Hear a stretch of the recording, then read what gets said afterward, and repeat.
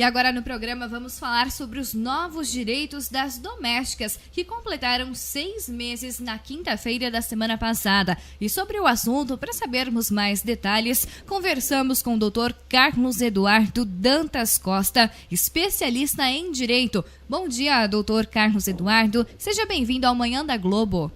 Bom dia, Karen. Muito obrigado. É um prazer participar do programa com vocês.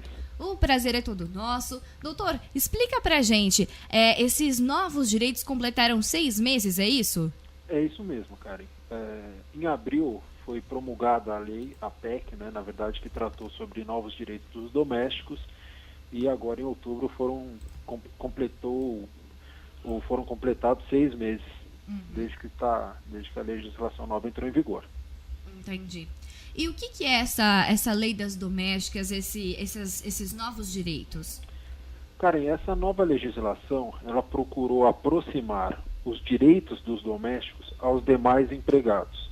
Então, a Constituição ela já previa para os domésticos uma série de direitos, mas ainda não são os mesmos que são assegurados aos demais empregados. Então, essa PEC, ou essa nova legislação, ela procurou trazer novos direitos aos domésticos, aproximando essa categoria de empregados, essa categoria de trabalhadores aos demais empregados.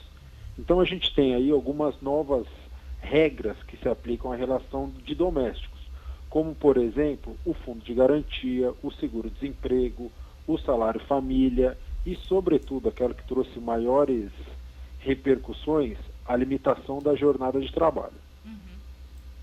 E essa limitação da jornada de trabalho, ela tem sido colocada em prática? A lei tem sido seguida?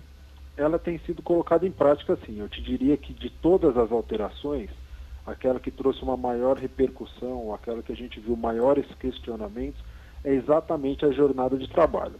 Porque no passado não havia qualquer tipo de regulamentação em relação à jornada do trabalho do doméstico. Então a gente via aí muitas vezes o empregado doméstico trabalhando 10, 12, às vezes até mais do que isso, horas por dia, e trabalhando de segunda a domingo. Com a nova regulamentação, foram estabelecidos os mesmos parâmetros que já eram aplicados para os demais empregados. Então, o empregado doméstico, ele pode trabalhar 44 horas por semana, sendo que o limite diário é de 8 horas por dia. Doutor, e para esses domésticos, esses funcionários fazerem valer os seus direitos, garantirem os seus direitos, o que eles precisam fazer? Karen, embora a relação doméstica ela é uma relação muito peculiar, ela é diferente de uma relação que se dá dentro de uma empresa. Então, quando a gente fala da jornada de trabalho de doméstico, alguns empregadores domésticos têm adotado um cartão de ponto muito semelhante àqueles que as empresas fazem. Então a doméstica anota diariamente a quantidade de horas que ela trabalhou, a hora que começou e a hora que terminou. E aí, caso haja excesso da jornada de trabalho, ela faz direito ao recebimento de horas extras. O que o senhor pode nos dizer a respeito de regulamentação efetiva? Karen, dentre esses novos direitos, uma série deles ainda aguardam uma regulamentação, o que tem trazido até na prática muita dificuldade para que eles sejam aplicados. Então, por exemplo, o fundo de garantia, o seguro-desemprego e o salário família são alguns exemplos desses novos direitos que aguardam uma regulamentação pelo Congresso.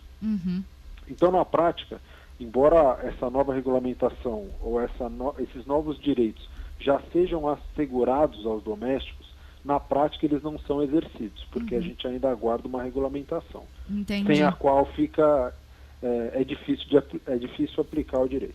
E o senhor sabe precisar quanto tempo ainda isso deverá demorar para acontecer? Não sabemos, né? Existem alguns projetos de lei tramitando no Congresso, mas eles aguardam aí alguma aprovação. Entendi. E o senhor acredita que esse ano ainda ocorra isso ou somente a partir do ano que vem?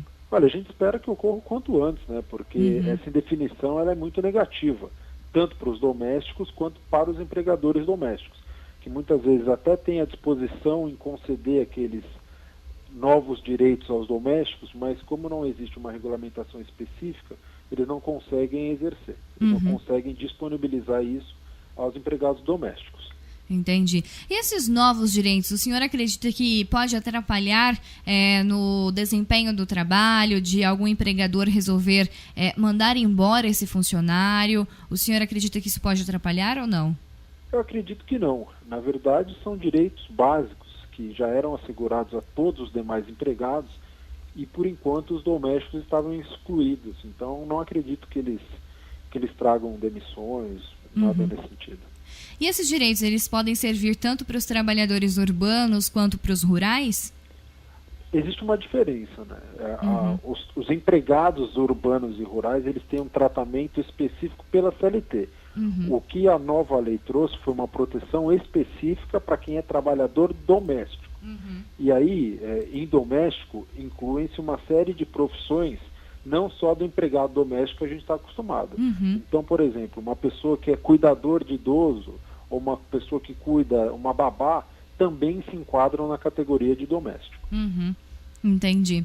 E, doutor, como o senhor avalia esses novos direitos, essa lei, esses novos direitos, eles são positivos? Como que o senhor fala a respeito disso? Eles são muito positivos porque eles trazem maior dignidade a essa categoria de trabalhadores. Agora, de novo, para que eles sejam exercidos, é necessário uma regulamentação específica. Então tá joia, eu agradeço a sua participação, viu, doutor?